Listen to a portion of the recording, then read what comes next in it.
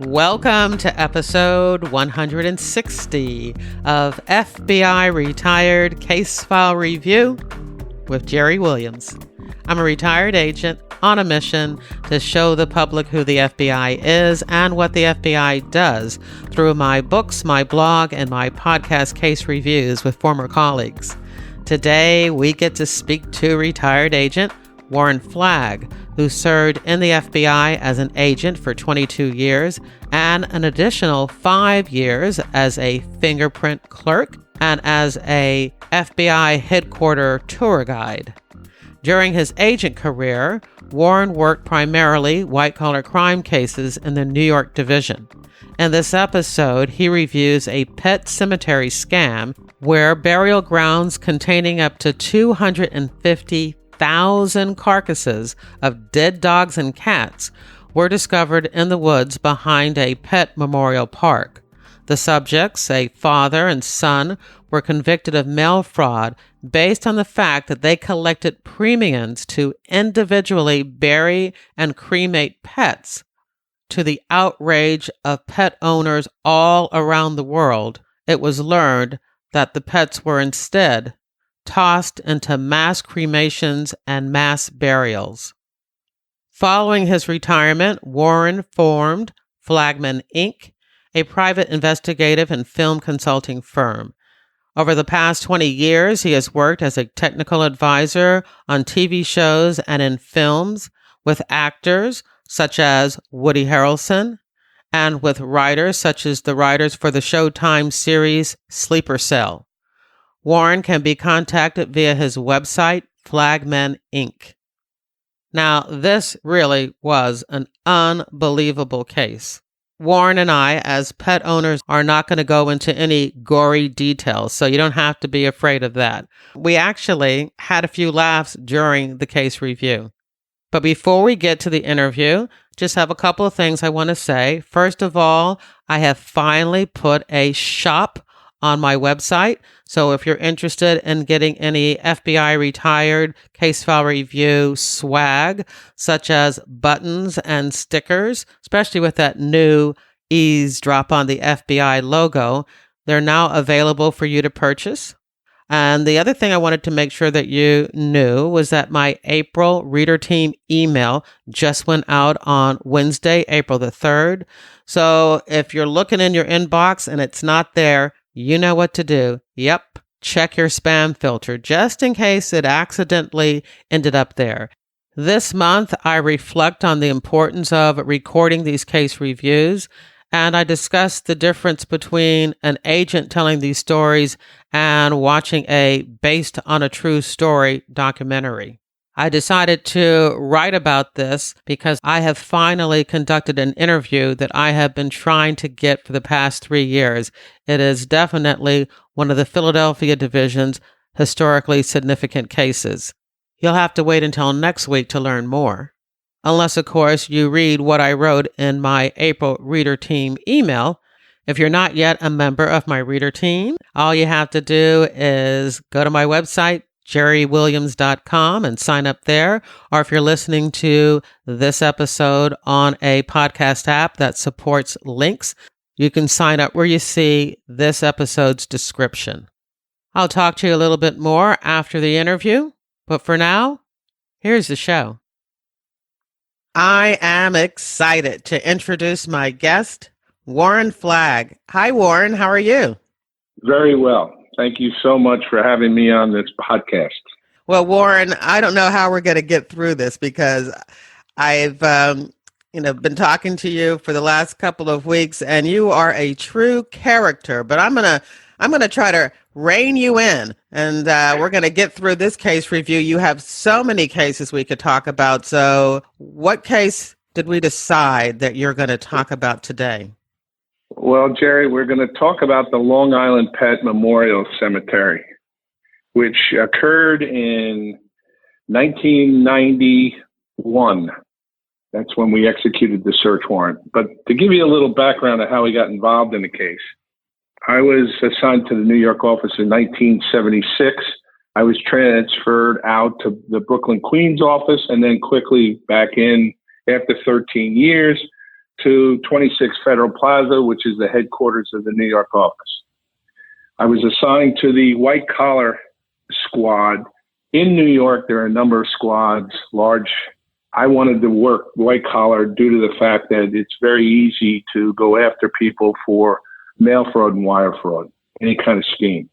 I was assigned to this squad for about approximately 6 months, and I received a telephone call from a former prosecutor who, the prosecutor is a former assistant United States attorney who worked in the Eastern District, who I had worked with. And by the way, let me tell you listeners that I only work criminal matters. So for 13 years, I had done a number of cases. This is in the middle of my career. I did 27 years in the FBI. So I was pretty experienced about doing trials and that kind of stuff. So I get this telephone call, and it's from a former prosecutor, and he says, Warren, can you come to my office? I have what I think is a case for you, but it involves dead dogs, cats, and other animals. So I said, sure. As I was leaving the squad, there was a female agent named Jennifer who has since retired, and she seemed to be a little perplexed. And I said, Jen, would you like to come with me? I'm going to try to pick up another case. Why don't you come along? Seems like your training agent is a little busy, and maybe you can help me out, or I can guide you. So Jennifer and I went to the offices of this. He had now left the U.S. Attorney's office and is now in private practice. And when we walked in, he laid out this scenario. And this would have been July, I want to say July of 1989. So this is a little bit before the actual search warrant. And at his office, he said that, in the early 80s, people that live in the 5 boroughs of New York were able to dispose of their pet animals by just putting them in the trash. And so in early 80, they decided to pass a law that said, listen, you have to send these out for farm burials outside the city. Farm burials were upstate New York, way out in Long Island, New Jersey. One of the things that was important in these farm burials is that occasionally owners of their pets wanted to have the ashes of their dear, sweet pet cremated and put into an urn or buried at a actual burial site. And this particular lawyer explained to me that a competitor, his client lived in New Jersey, a competitor was stealing his clients. So I said, what do you mean? And he said, well, we would get a call that a particular pet had passed away. The truck would show up at the facility, and the person who was retrieving the animal would say, well, I already gave it to another competitor. I already gave you the pet. And eventually he gave me this situation, which was the Long Island Pet Memorial Park that was stealing their animals. So I looked at Jennifer and I said, Jen, is there anything you want to ask? Attorney trying to help her. And she was confused. She said, these are dead dogs. What's the federal crime here? And I immediately interceded and said, look, this is what we got to do. We have to understand, is there anybody, speaking to the attorney, is there anybody that used to work at this particular memorial park in Long Island who is no longer there? Would you happen to know these people? I mean, it's a small business. You know the competitor. He knows you. And he said, yes. He gave me the name of a particular person who he thought was no longer there and working at a facility out in Long Island, a nursing home. Let me ask you a question. Sure. Was there somebody at the rival cemetery that was providing information to the Long Island Memorial when people first called their office to contract their services? Yeah. No, what was occurring is they would show up and but how did they know? Had already been removed. Well, he didn't get into that specific, but what was even more important is this guy had a lot of money, and he actually did a flyover of the memorial park, and he had these large blown up photographs of the entire pet memorial park in Long Island. And he said, these people are doing something illegal. look at this. They have a backhoe, and they not only were digging ditches on their property, they were expanding into public lands. So all of a sudden, Jennifer got all pumped up and said, public lands, you can't be digging and burying people on, parks out in Long Island. So I took the name of the individual. I was always thinking, as I've done a number of other criminal cases, that at some point in time, either checks were cut by the owners, and if we could prove that a particular pet was not in a particular urn, that we could charge them with mail fraud. So I explained that to Jennifer. I said, look, we're going to get in the car and we're going to drive all the way out to the end of Long Island. Now, in the summer, going out in the end of Long Island, for those people who are listening, this trip could take anywhere from 2 hours to 4 hours. We got out there. It was late afternoon. And on the way out, I said to Jennifer, look, I want you to talk. We went to the nursing home to interview this former employee. I said, I want you to start the interview and I want you to ask the questions. And like a new first office agent, she immediately said, what's your name? What's your date of birth? Where do you live? What's your social security number? She seemed to pause because she didn't know how to ask the particular question because she was too young. And I said to this particular individual, who became a cooperator, by the way, I said, listen, what did you do at the Long Island Cemetery? We have photographs of you doing this. And I showed him one of the large photographs. And he stopped in the middle of the even questioning. He picked the phone up and he called his attorney, which I thought was sort of odd. And I thought the interview was going to end at that particular point. But he handed me the phone. And it happened to be another former assistant that I knew very well. And evidently, this particular witness had dogs, ran the backhoe, and quit the Long Island Memorial Park because he could see that it was pouring into the parks and that they weren't properly disposing of these animals. So the lawyer said to me, Warren, would you give him immunity if he cooperates? And I said, well, I can't give immunity, but I have, a reputation in the Eastern District. And I can assure you that if he comes forward, we'll do everything we can. He said, that's good enough for me. I've dealt with you before. From that point on, he laid out the entire scheme where they would take these pets, pick them up. It was so lucrative that they had to have 2 freezers because they could only burn about 250 pounds of animals an hour in one of the crematories and only 75 in the other. And where they made all their money was to do these private cremations. Well, he explained that there were no private cremations, that they would just burn a few of these large animals. And then there was a secretary. He gave us the name of the secretary and the owners. And he said, 1 scoop would be a 20-pound dog, 2 scoops would be a 40-pound dog, 3 scoops, a 75-pound dog. I said, what were they charging? How much did they charge? Anywhere from $100 to $500 per urn. And I said, well, how did they get the urns back to the individual? Did they stay there and were they handed the urn? He goes, no, we wouldn't allow that. At the beginning, some of the owners wanted to actually see the pet being cremated and then get the ashes. But there were so many pets that they said, no, we'll mail it to you. So I said, that's great. And that's significant. Could you explain why mailing the urn to the owners, the pet owners, was significant?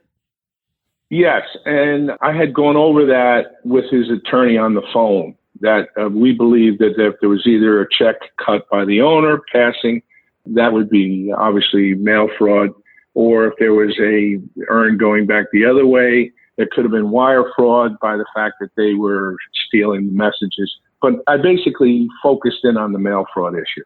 I thought that would be the easiest thing to prove beyond a reasonable doubt. And like every other case, you want to have it as a solid case. He said he was so upset about this that he would take us to the park area where he had dug. He had just recently left, maybe 8 or 9 months ago. And he was very upset that they were burying these animals. The pits were 9 feet deep, 10 feet long, just would fit the backhoe. And they would just dispose of the animals that were usually in plastic bags and just throw them in these pits and then fill it in. We then drove with him in the Bureau car to the public park bordering the Pet Memorial Park. Now, the Pet Memorial Park, to give your listeners, I mean, this was a lot of acres.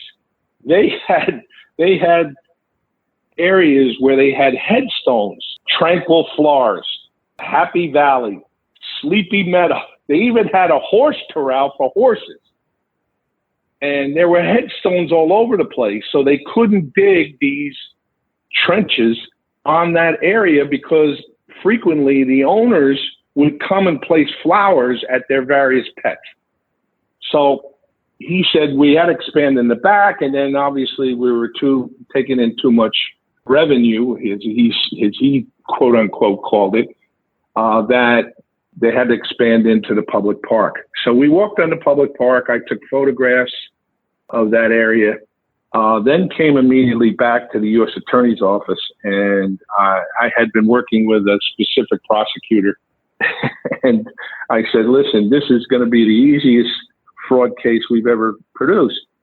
I said, this guy can assure you that these urns were mailed, that these were fraudulently done, and that there were, in my inspection, I could see that there were freezers. And I assumed that, according to him, people would get the urns back in the mail before they actually either buried their original animals. So I figured at least there's going to be some dogs that we're going to be able to identify that are still in the freezer, and they had already got their urns, and they paid $500.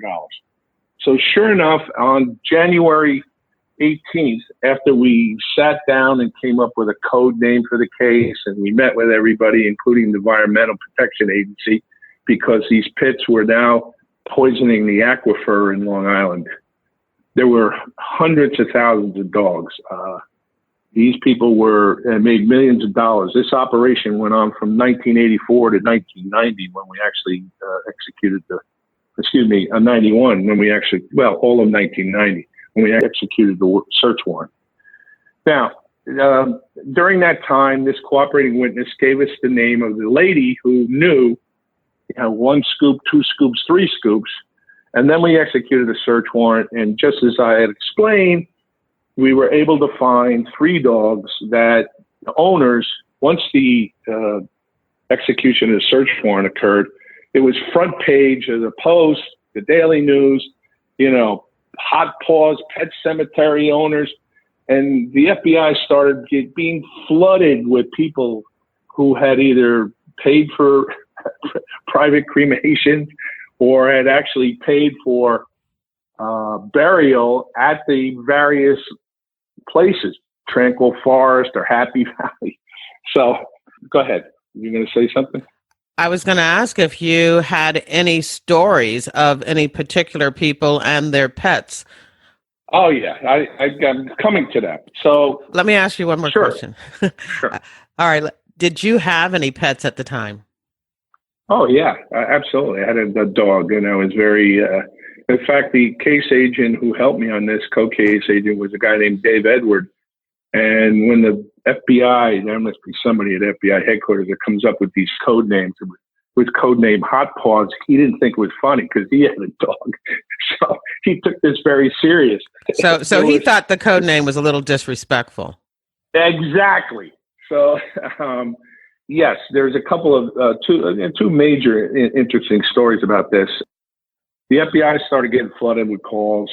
I decided that we were going to charge, in addition to the 3 animals that we had located, that we would probably send these urns that were located as evidence to our vaunted FBI lab. And I sent 4 urns down to them, requesting that they search the ashes for any dog bones, because these were cats, and I figured if it's a dog bone, then it wasn't a private cremation, and would assist us in any prosecution if there was one. So this occurred, we execute the search warrant in January of 91. And in July of 91, I get a call from the U.S. attorney. And I don't know if these guys are going to plead guilty or what's happening, but out of the clear blue sky, the prosecutor calls me up and he says, Warren, listen, you have to go out and open up the memorial park. There's an old English sheepdog owner. The dog's name is Fluffy, and they want you to open up. They have a court order from the local judge to exhume Fluffy's remains. I said to the prosecutor, I said, have you explained to them that Fluffy's probably not in that grave? And he said, look, you got to go out there, drive out, open it up, show them where Fluffy is. And they had a directory for the different locations. And I had at this time, from the search warrant, we knew where every pet was supposed to be buried. In any event, it takes another 4 hours to get out there. And when I pull up, I see a CNN truck and I see a black limousine, and I get out. And who hops out of the black limousine but this guy named Jack, who was the / manager, owner, husband of LaToya Jackson. I walk over and then Jack hands me the court order, and he says, you got to open this up. And I don't know, there were people, there was a vigil going on. I don't know if they hired people to come out. There was 25 or 30 people there. They had a backhoe and a CNN truck. And I said, is LaToya here? And he said, yeah, she's in the car. And I said, well, Jack, we're going to go out. I'll show you where this is. But I got it. Fluffy's going to be in that grave because I know. I don't care. So I open up the cemetery, walk out to there, show them where Fluffy's buried, supposedly buried. And they bring the backhoe in, and we're being very respectful. We're on the pass. We finally get to that location, and I walk back to the car. And I said, Jack, why are you doing this? How much did this cost you to do? He said, well, it cost me $11,000. And I said, wow. I said, why are you doing it? He said, well, LaToya is going to pose in Playboy magazine the next day, and she's going to make $120,000. And I didn't put it all together. And anyway, they moved it when they finally got down and realized that there was no Fluffy. LaToya gets out of the limousine in a skimpy outfit, and they open the trunk up, and there's a yellow boa constrictor. What?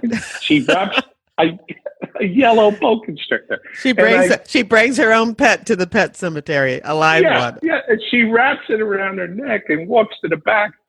And when she's, it's pretty well into the park, I get her about halfway, and I walk back to Jack, and I said, do you fly around with this yellow boa constrictor? And he goes, no, we rent it. Well, anyway, I hear all this screaming. She jumps in the pit, and she comes back. They put the snake in the trunk, and I lock up, and I go away. About a month later. Wait a minute. You said she brought people with her too for this visual to mourn her Fluffy.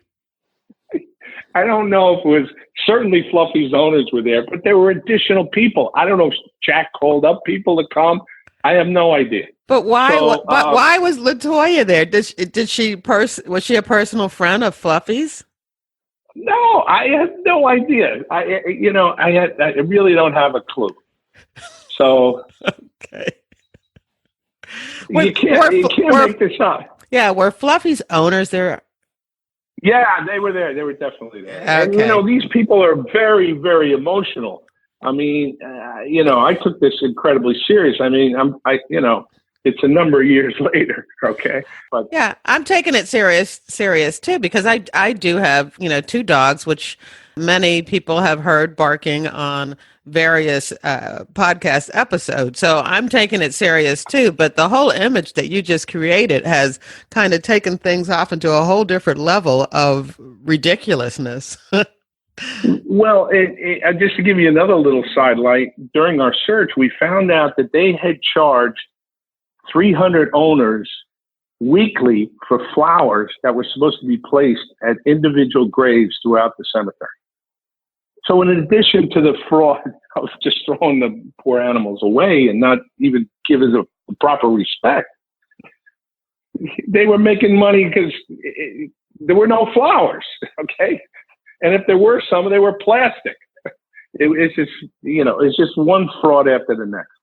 But in any event, I didn't know if they were going to plead guilty. I was involved in another big trial having to do with a crooked attorney, which is a target-rich environment. And all of a sudden, I realized that having sent the 4 urns to our vaunted lab, that I hadn't received back their investigative response. And I was now told that this is going to go to trial. So sure enough, I get on the phone in the FBI and I called down, and after 13 years, I knew a couple of guys in the lab, and I called them up and I said, I sent these 4 urns down. All I wanted you to do is look and see if you could identify any dog bones. And the response from the lab was, Warren, we prosecute white collar. We do not prosecute flea collar. And I said, there's nothing funny with that, because you don't understand. The 4 owners of these cats were at every hearing and were at every day of the trial with pictures of their cats. And I said, where are the urns now? I've got it. Somebody's got to look at these. And they said, well, we sent them back to the New York office. So I went to the mailroom 2 days later, found the urns, called the lab back, and I said, look, this is very serious. This isn't fun. I cannot just dismiss these counts. So they said, well, come on down. We'll send you over to the Smithsonian. There's a paleontologist over there that may look at them for you. Let me get this right. So in sending them back, it wasn't because they dismissed the case, but it sounds like they didn't have the expertise at the FBI lab to do that type of evaluation. Or they didn't want to do it. I was trying to give them the benefit of give them the benefit of the doubt, Warren. I think this was right when we were having a little problem with the lab, if I recall. But in any event, you gave me the benefit of the doubt. I was a little upset, and I said to myself, look, I got to give me the name of this paleontologist. I went to the boss of the New York office. I said, look, you've gotten tons of calls, about this. We cannot dismiss these 4 counts.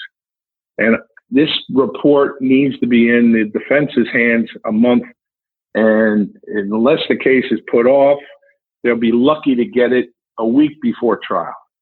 So I immediately got on the shuttle to Washington, D.C., holding the 4 urns because, number one, I couldn't put them in luggage. Number 2, I had to maintain custody of these to make sure that nobody tampered with them. And 3, it was a little difficult boarding the plane with 4 urns. So I sat by the window in a row that was unoccupied, and there was a guy on the window seat on the same row, but on the other side of the aisle.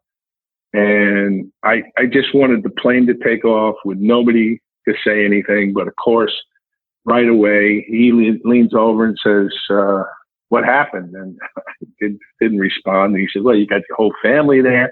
And it became a whole big incident on the plane. The stewardess came back, and I had to get my badge out. And I said, look, it's none of I can't tell you about this. It's just grand jury stuff. So what kind of container did you have these urns in that they could tell what you were carrying? Well, it was a very fancy metal urn. I mean, you could pay up to $200 to $300. I've got the most. Well, the people that I picked, these cat owners that had a lot of money, they had the most fanciest.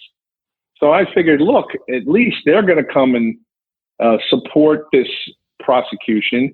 And also, they're probably, the ones they wanted to observe their cats being cremated, and were told they can't do it. Why? Because they weren't cats.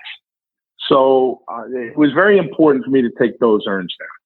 So I get to the Washington, D.C., I take a cab to the Smithsonian, They tell me the room number. I go into the basement, and for intents and purposes of this, Dr.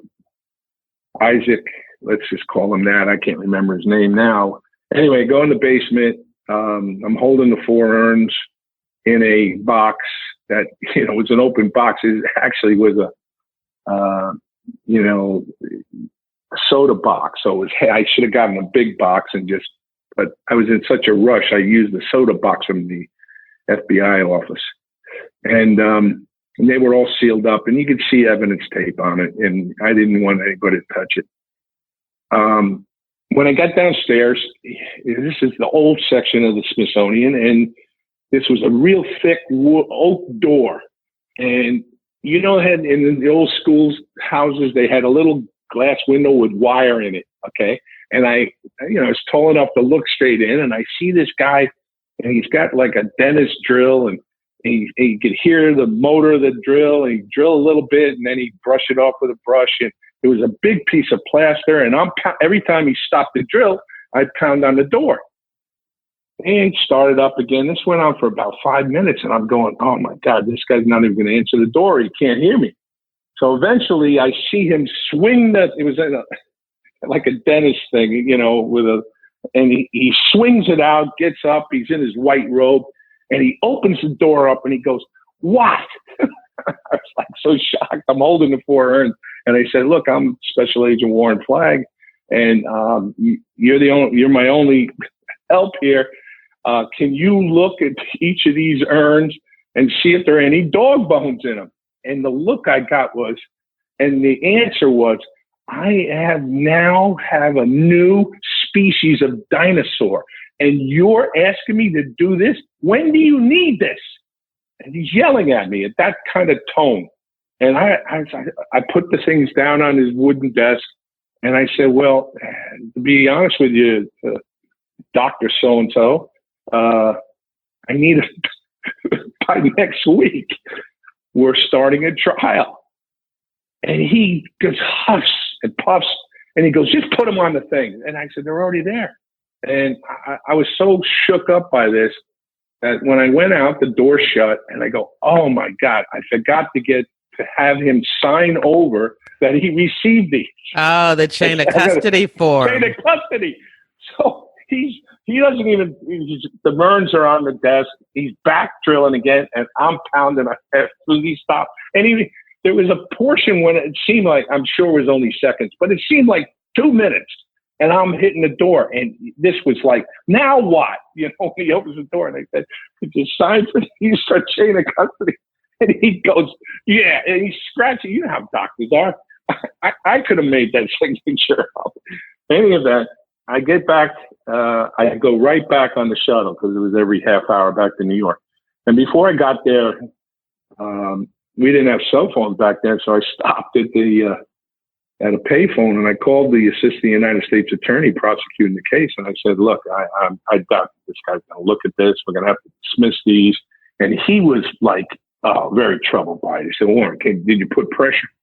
I said, the scene couldn't have been in a movie. I said, anyway, Monday comes the trial, and they're going to go to trial. The 2 owners, Strausses were their name, Alan Strauss and his father. And by this time, the secretary was a cooperating witness because she knew that this was fraud. So we had a good witness who would tell us how they mailed it and did all that stuff. But in the middle of, just before they're going to pick a jury, in comes this FedEx box. Jerry, you would not have believed this. It's addressed to the judge, and it's from the Smithsonian. Sure enough, he opens it. He said, I shouldn't open this. He said, Agent Flagg, come up here, open this up. So we open it up, and it was the most elaborate document I've ever seen in a trial. And I've done a lot of trials. This had a ribbon with a wax stamp, sealed. And the judge, I said, should I open this, Your Honor? He goes, yeah, open it up. And so You open it up, and he had gone through all four of these and identified the ear bones and any other remains and the type of dog and the the biological name for the animal and signs. It's incredible. So the defense attorney stand up and say, well, Warren went over the weekend and made this thing up, Your Honor. We're supposed to have this months ago. This didn't come from the lab and yada, yada, yada. So the judge said, listen, you have every right to cross-examine him. I'm accepting it. So you could almost hear a cheer from the four ladies that were there. I was like, I was sweating, thinking we were going to have to dismiss these counts before we even started the case. So long story short, everything worked out. They obviously were convicted. And, happily ever after. Who all were involved? Could you tell us a little bit about the actual subjects, the owners of this pet cemetery? Yeah, what kind of people would do this type of thing? Well, it's funny you should say that because right immediately following that, we received a lot of telephone calls. And what occurred was the brother of the Strausses had started a food company and was poisoning the food so that more dogs would die out in Long Island. So these people were beyond ruthless. I worked undercover, wired up, and bought. I would go in and say, I'd like to buy some food for my dog, and they would immediately send me to this food that wasn't Purina, it wasn't a normal one. He said, try this, it's the greatest food. And the dogs were actually getting sick over this food. So these are the kind of people they were. And in fact, they went to jail. I mean, there was a lot of money involved. I remember at the end of the trial, a lady, I'll use her name, June Duarte, I'll never forget it. She had a bottle of Dom Perignon and she popped it right in front of the courthouse in the Eastern District, and everybody was just celebrating. So, yeah, this is a really sad family. I mean, this has been going on since 1984, and it's really, really touched a nerve because everybody sort of has pets, and they're obviously emotionally attached to them, as I was, and as Dave Edward was, and Jennifer was, and everybody involved in the case was. And they were, this lasted a long time. We got a lot of excellent publicity from it. There was also a lot of people that later on I got referred to other cases where, I don't know if you remember, your listeners remember that there were actually bones being sold, literally human bones being sold for experimentation. And there was a crematory service in Georgia. They asked me how I got involved in the pet cemetery case. So there was a lot of referrals during the time, even though I was doing other cases.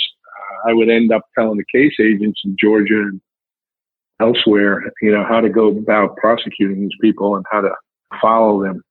Do you recall, I mean, they were convicted. Do you recall the names of the cemetery owners and exactly what type of sentence they received? Well, the owners were Alan Strauss and his father. I don't remember his father's name. It's been a number of years. Any workers? One of the workers, the cooperator, she received, I think, a few months in jail. She was the secretary. I can't remember her name offhand. I'm sorry. But, Kathy Drago? Yeah, Kathy Drago. Exactly. I'm glad that you mentioned that. I can cheat because I'm looking at the newspaper article. Yeah, Kathy was an excellent witness. Kathy was the one that boxed everything up. And they were so backed up. It was really difficult to just, to bring the 3 dog owners out to identify their dogs because they were tagged and they had the address on them and the name. So that's how we knew to contact these people and see if they received an urn, and to have them come out all the way out to Long Island to view their precious pet that they had paid hundreds of dollars. One of them actually paid for a casket. I'm sure this casket was used time and time again, where they would have a service. I mean, thousands of dollars. It was really, really disgusting. They gave false certification that they were individually cremated. I mean, they did a lot of things. This was a really production of mass amounts. Obviously, the gentleman who was a cooperating witness, he testified. And if I recall, the jury wasn't out more than maybe enough for lunch when they came back. And there were some motions to reduce the sentence, and then another motion to, appeal the trial. But this is an ironclad case, and we found a plethora of evidence during the search. And, working with the EPA and everything else, it was very difficult because it took ground samplings. So there's two different sites, I take it. There's the beautiful, tranquil pet cemetery where they have the, different tombstones, etc. And then there's also this area, farmland area, where they're burying and dumping the pets. Could you talk to us more about that? Yeah, in other words, various vet owners, you can imagine how many veterinarian people, people get their pets and then they pass away. They would charge the veterinarian people $50 for farm burial. And there was an area where as long as you knew it was a farm burial, they would bury it. In the beginning, according to the cooperating witness, it wasn't overwhelming. I mean, they kept all the other employees that cut the grass and kept everything up in the cemetery area. You're just saying that these are all farm burials, but it became so egregious, and there were so many pits and so many things and so many animals that they had to have two enormous freezers just to hold the amount. You imagine going into the city and picking up, they had 2 trucks full every day, sometimes 4 trucks. They couldn't keep the crematory going long enough even to cremate 1/10 of what they were receiving. So it was very, very difficult. The owners, there were a lot of calls to let them go on and try to exhume. Kathy would, obviously there was a cutoff point where they would just burn the biggest animal there was and just a couple of scoops. And so those poor people that had those animals in there were properly buried in a farm burial. And it was so egregious that they spilled over into the park. I had cut you off when you were talking about the EPA. So if you could explain why the EPA became involved. Well, as I explained, the pits were 9 feet deep, 10 feet long. Long Island has a huge aquifer out there, and that supplies all the water for all the houses and homes out in Long Island. And there was so much over the length of time, these animals decomposing would, liquefy, and it would, the smell was horrendous, and it would seep into the ground. I mean, it's mostly sand out there. They had to come out and test the aquifer because obviously these carcasses were spilling into the aquifer, and they were worried about them poisoning the aquifer, at least in the immediate area around the cemetery. What had happened and what was told to us is that there was some leaching. There was some areas that were contaminated, and that, by stopping it, that it would clean itself out. But the EPA came, they were there in their hazmat suits, and while we were executing the search warrant in both the freezers and in the office space surrounding there, in addition to arresting the Strausses and Kathy. It was quite an operation. It doesn't sound like a very pleasant assignment. I thank Dave Edwards and the many agents in the Long Island RA out there for assisting, and I caught a lot of flack for this in a way, but It was one of the better cases. It was handled properly. It wasn't a long investigation. We wanted to stop this as soon as we found out about it. Unfortunately, it had been going on for so many years that there were a lot of tragic people. The pet cemetery was then later sold to an individual that I knew. I did a background search on him, Lenny Tarzia. He's upgraded and done the proper thing. And, you know, occasionally I go out and just check and see how things are. You know, I take a ride out there. I hope they changed the name. They have. Okay. That might be good for branding, you know. Yeah. Good idea. They actually changed the telephone number too. Okay. But they had these boxes and, you know, these certificates, and it was just a factory of fraud. It was just very sad, very, very sad. So much so that when I leave this planet, and I am going to get cremated, I want to make sure that my relatives view that it's me that they put in the oven. You want to witness seeing you seeing your body. That's a relative, exactly.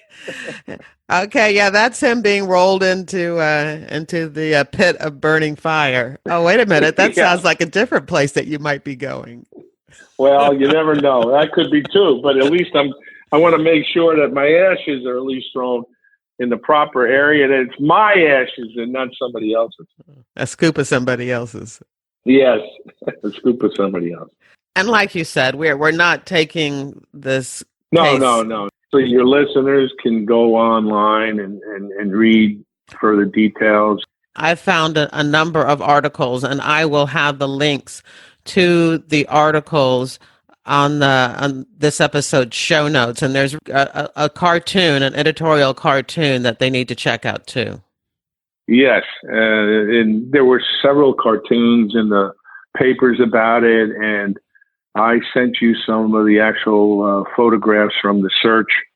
Hopefully you can post those for the people that are interested. There isn't anything, you know. There's no exposing of dead animals. Yeah. There's no actual dead animal bodies for them to look at. Those pictures, they remain in the court exhibits. To have the owners testify was very emotional. To have Fluffy's owners, the holding a sheepdog, testified, I believe, and you know, there wasn't a dry eye. I don't know how these people. It's amazing how you could defraud. I mean, we talk about different ways of defrauding. I mean, just recently, in fact, today, you know, where these people paying for their sons and daughters to go to various colleges, hundreds of thousands of dollars in some instances. It's just amazing. I mean, whatever there's a way, there's a way. They took advantage of these people that were, you know, when they're emotionally tied to their pets, no matter what they were, whether it was a horse, a cow, a dog, a snake, you know, a rabbit. And it's just ruthless that they accepted the money, didn't care, and it was just more money, more money, more money. It was sad. Yeah, it is always amazing to me the things that people will do to steal other people's money. No question about that. So, Warren, do you have any idea what kind of sentence he got? Because I think people are going to be interested in that. Or should I look it up? Should I look it up? Yeah, you can look it up. But my recollection is they did like 7 years. I might be wrong on that, but somehow that, you know, it's been a number of years, and I haven't looked at those articles. But I'm sure on Pacer they would you'd be able to find it. But they did a number of years. They definitely went to jail, and even after the appeals. As I said, at the sentencing, they were these owners came, just owner after owner talking to the judge. So besides the letters that were probably sent to Judge Platt, you know, it was just amazing. The outpouring of emotion. It's just crazy. Okay, so I just pulled up a newspaper article, and it says the owners of Long Island Pet Cemetery were convicted of dumping the carcasses of thousands of pets into open trenches, was sentenced to prison terms of 3 years, 5 months for mail fraud. That was the owner. Sam Strauss. Sam Strauss. Right. His son, Alan, was sentenced to 5 years, 3 months, also for mail fraud. Okay.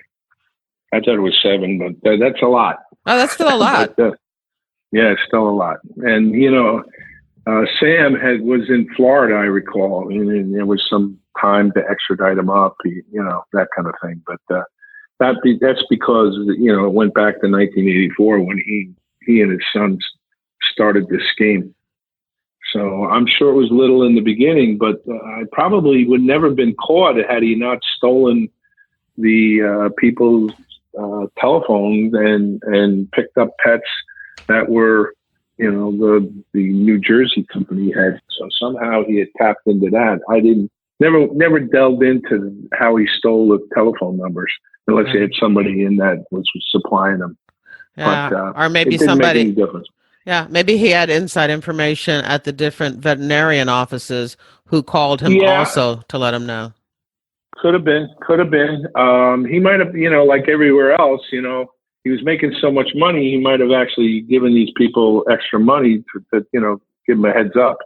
This person wanted a private burial, private cremation, whatever. At the New York office of the FBI, they have a little museum. I don't know if you recall it when you were there, but for a while they actually had a cat coffin as part of the exhibit on the pet memorial. So it was one of the more famous New York cases. Well, absolutely fascinating case, and thank you for sharing it with us. I know you've had so many unbelievable and interesting cases, and so I'm not done with you. I'm going to be coming back. I'm going to be coming back to you later on this year so that we can do another case review. But okay, right now, I'm very curious. I was looking over your bio, and you actually worked for the FBI before you became a special agent. So your interest in the FBI went way back before your college days. Yes. In 1966, there was a high school buddy of mine, Earl Stout, God rest his soul, who had the FBI had a fingerprint division where they needed to file fingerprint cards, and they would recruit high school graduates. Actually, put them up in outside of Suitland, Maryland, which is a little bit outside of Washington D.C. in furnished apartments, and we would commute every day. At the end of our 8-hour shift, working at the identification division, filing fingerprints, and obviously some of us filed memos and documents that come into headquarters. And then was actually teaching in Canyon de Laurel High School in Tucson, Arizona, and read in the paper that the FBI was expanding from 7,000 agents to 8,500. I contacted the Tucson office, and they said, well, Warren, you've already finished the background, you finished your college. There's a modified program. You go back to headquarters and give tours. And we gave tours until they had openings in the class. So for 4 years, I gave tours, and there would be maybe 10 or 12 tour guides like myself, which would be put into class. My class is the new agent class, 7616, and we were the last all-male class in the FBI. I thought that the first women in the FBI were what came through. No, there were women. I'm just saying we're the last all-male class. Oh, okay. So some other classes. You see what I'm saying? Yeah. Okay. The ones before us and after us, yeah. Okay. We just happened to be all male. Okay. I knew we were all going to New York. At the end, there's this big ceremony where you say, where would you, the office of preference? Like, I put down Miami. Some people put down Phoenix. I put Miami, second office, Tucson, New York. I didn't even open it up. But by the time they called alphabetically, when I got to F, I just said, I'm going to New York. I never opened them. I should have kept that. And the first day on the job, Jerry, I had a house in Rockland County, and I was driven to the New York office by an individual who's now 96 years old. He's in retirement. Ed Anson. He was my next door neighbor when I was growing up. And he drove me, and we were walking up. We parked at New York Hospital Cornell Medical Center. And as we're walking up between 2nd and 3rd Street in the city, this guy comes out and he says, "Give me your wallet." And Ed was a street agent, and he turned to him and he said, "We're FBI agents. Get out of here." And by the time we got to the corner, he tried to attack another agent that was walking up, and this guy shot him. And I remember the first day I'm at the job, there's 20 of us sitting there, and the assistant director in charge comes running in and he says, "If any of you first office agents shot that gun, you're fired." I go, "Wow, this is how I started." Crazy stuff. Yeah, that's a great story. And then it went downhill all from there. Oh, yeah. Every 2 weeks we get our paychecks. And so directly across the street from the New York office was, a bank, Citibank. And, every Friday there'd be a lineup at lunch hour with 25 agents, and we'd be cashing our checks. A lot of agents lived in New Jersey, others lived out in Long Island, some lived in Rockland County, and we all wanted to cash our checks. We didn't have Citibank out in the suburbs at that particular time. I was not there, but obviously it was a big commotion in the office. The word spread through the floors that somebody across the street tried to rob the bank, and there were 20 guys there. And he passes a note to the teller, and he says, "Give me all your money." And she says, "Are you joking?" You might want to turn around. There was 20 guns. The guy picked the wrong bank. Oh, God. Well, I have other stories, but that's for another podcast. Well, I know that you definitely have a wonderful reputation in the FBI. Way before I talked to you, I had heard all about the Flagg man. And I know... Oh, boy. Yeah. And I know that you've taken your ability to tell a good story and you are using it now in your new business. So why don't you tell us, what you're doing now? I was a technical advisor on Sleeper Cell. I was hired by Woody Harrelson as a technical advisor. As soon as I retired in 1998, Woody wanted to play an FBI agent in After the Sunset with Salma Hayek and Pierce Brosnan. And he I flew into New York, contacted the New York office. Nobody would meet with him because he's a big hemp guy. So because I was retired, I get a call, and it's Woody Harrelson's publicist. And he says, "Would you go down to the Battery Park? He's filming with Spike Lee, and he'd like to meet you to see if he's going to take this role in this movie, After the Sunset." So I go down and meet him. And from there, it's been a long, long relationship. I was invited on a lot of his premieres, obviously that one, The Messenger, just one after, No Country for Old Men. There are different things. He would send me the script. And from that, I then was a technical advisor on Sleeper Cell, which ran in Showtime in 2003, 2004, in which Michael Ealy, Oded Ferrar, and others starred. It was Emmy nominated, Golden Globe.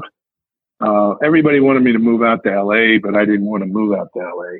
And but I still stay in touch with Michael and the actors, and obviously the two writers, Ethan Reef and Cy Voris. They call me for technical stuff, undercover stuff. And then I have my own private investigative firm. So in addition to consulting and doing PI work, it's been busy. I've been busy. It's a lot of fun. Myself and Jennifer Keenan, who was involved in the Pet Cemetery, we adopted a school in Harlem. For 10 years, I would go up in the morning, noon, and evening to meet with the students and the teachers and get them whatever they needed.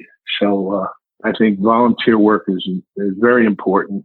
It's incredible. And there were times when I would say to these kids, "I'll be there tomorrow," and didn't feel like it. And I know every time that I actually showed up, I got more out of it than I gave them. It wasn't anything I said. It was just show up. That was many years ago, and some of them won Pedro Martinez. I went to his 9th grade graduation. I went to his high school graduation, got him into Cardinal Hayes High School. He went to Pace University. I went to that graduation and became a New York City police officer. Fine individual. I still stay in touch with a lot of those kids. Oh, that sounds like a very rewarding thing that you're doing there. Yep. Oh, and also I just want to remind everybody that you have your own website where, you list some of your clients and the contacts and some of the things that you've done after the Bureau. Yeah, I need to upgrade that, but yeah, they can go get a background on it. This has been fantastic talking to you, but I want to make sure that I have not left off anything about something that you want to talk about. So I always like to give my guest the last word. So the last word is yours. What would you like to say? Well, this past week was the 12th anniversary of Robert Levinson. He was an FBI agent that I worked with and then became an individual private investigator and then a contract employee for the CIA. He was kidnapped by the Iranian officials, and he is the longest held American. It's a shame. I know the FBI Agents Association will never forget him. So every year I would request that all your listeners write to Congress, write your senators and say that, look, let's get Bob back. It's been 12 years. He has 7 kids. He has many grandkids. He's not healthy. And if he has expired, send his body back. It's a tragedy that he is still captive. Think about the suffering that this poor guy went through. He's given over 40 years of service to his country, and we've abandoned him. And that's the end of the interview. At jerriwilliams.com, you'll find a photo of Warren Flagg. There are a number of photos from his investigation of the pet cemetery scam. And of course, there's lots of newspaper articles about the case. This episode is dedicated to the campaign to bring home Warren's friend and former colleague, Robert Bob Levinson, a retired FBI agent who was kidnapped in Iran on March 9th, 2007, and who has not been publicly seen or heard from since. In this episode's show notes, I have a link to the Bob Levinson website so you can learn more about the campaign to bring him home. I hope you enjoyed the episode and that you'll share it with your friends, family, and associates.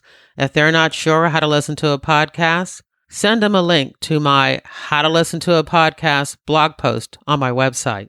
And don't forget to subscribe to FBI Retired Case File Review on Apple Podcasts, Google Podcasts, Spotify, Pandora, or your favorite podcast app. I still haven't had a chance to start reading for pleasure again. My head is still full of pre-publication book stuff. But I have been watching the TV show The Americans. Yes, the spy adventure is a little over the top, dramatic, but I'm loving it anyway.